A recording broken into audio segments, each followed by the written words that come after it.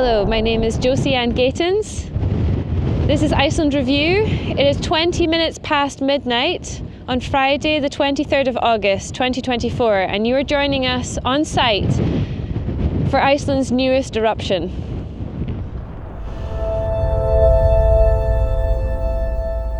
It's the 5th eruption this year, in fact, the 6th in this area and the 7th magna run of this event. This is something that's become commonplace in Iceland as part of these volcanic eruptions that have been happening on the Reykjanes peninsula. We're becoming quite accustomed to them, sorry, it's quite late, but nothing really prevents you from admiring their magnitude. You can really see in the few hours since this eruption started that we have these incredible magna plumes. We have a really fast flowing eruption here. And in fact, we're still waiting on a lot of the data, but the early reports say that this is the biggest event since the one in December. So it's quite a big eruption. We have a fissure that's about 4 kilometers long. The stormy weather at the moment is blowing plumes of gas over Grindavík, which has been evacuated. About 23 houses have been evacuated straight to the sea. So at the moment there is no risk with the gas, and of course the high winds, as you can see, it's a slightly inclement weather. So that's actually helping us at the moment because it's pushing the gas from the eruption straight out to sea. The greatest power from this eruption is in the northern part. It's running north to south, the fissure, and that's a little different. We've not seen this kind of activity this far north so far. So Vidar Reynisson, the Director of Civil Defence, says that the main concern right now in terms of infrastructure is the cold water pipe that runs into Svartsengi. This pipe is, however, fairly well protected and it survived other eruptions, so there's not a huge concern, but if there was a concern to infrastructure, that would be the concern. Shortly after the eruption started, there was quite a large earthquake. It was around magnitude 4, and that happened around 10:30. It was felt in the capital area, and it struck about 3 kilometers northeast of Sundhnúksgígaröð. Sundhnúksgígaröð is kind of in the area of this eruption. This area is known as Sundhnúksgígaröð. And the last earthquake of the magnitude that was seen today, 4 magnitude earthquake, was last seen in December 18th. And again, similarly to this time, that earthquake took place about an hour after the eruption took place. So we're seeing some kind of pattern for this area at least.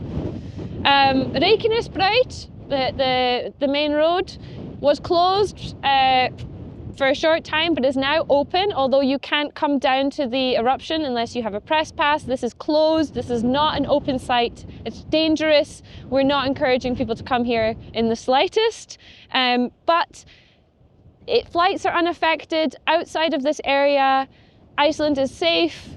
It's not affecting tourism, it's not affecting flights, there's nothing to be concerned about, and we're being very well cared for and advised by the incredibly competent scientists and the search and rescue team who are securing the area and making sure that everyone is well informed and well protected. You can probably see the blue lights flashing on my face. This is the search and rescue vans that are behind us. We're here with search and rescue and police escorts, and they're making sure that everything is well contained and under control. They're telling us now that the plumes of lava that we can see are probably about 70 meters high. And again, we're still waiting on exact confirmation of this, but this is based on comparison with previous eruptions, and like I said, this is comparable to the one in December. Volcanologist Magnus Tumi Gudmundsson, He has already flown over the eruption. He's a familiar face if you've been following the eruptions here in Iceland. And he's flown over with the Coast Guard's helicopter, and he's reported that the main eruption is on the north side, as I said, near Skógafell, and there's no lava flow currently to Grindavík. The lava flow is flowing east and west. There's a lot of seismic activity in the northern end of the crater. Yeah, we're just waiting for further information in terms of the extent of the lava flow, but it seems that it's moving at about 2 kilometers per hour. As with previous eruptions, it's very hard to predict exactly what this means. You can do all the readings in the world, and this is still an unpredictable natural event. This could last for hours, days, weeks, months, years. It could all be over by tomorrow. We don't know. All we can say at the moment is that infrastructure is safe, people are safe, the gases are moving in the right direction for what we want. The weather is not ideal for reporting, but for now, for those of us who are lucky to see it, for those who are watching along at home, we can just admire the incredible ferocity and sheer natural beauty of this event. It is an incredible feat of nature. It's scary and it's concerning for those who live nearby. But while everyone is safe and well, it is an amazing thing to witness. And despite the frequency of these events, nothing compares to seeing this.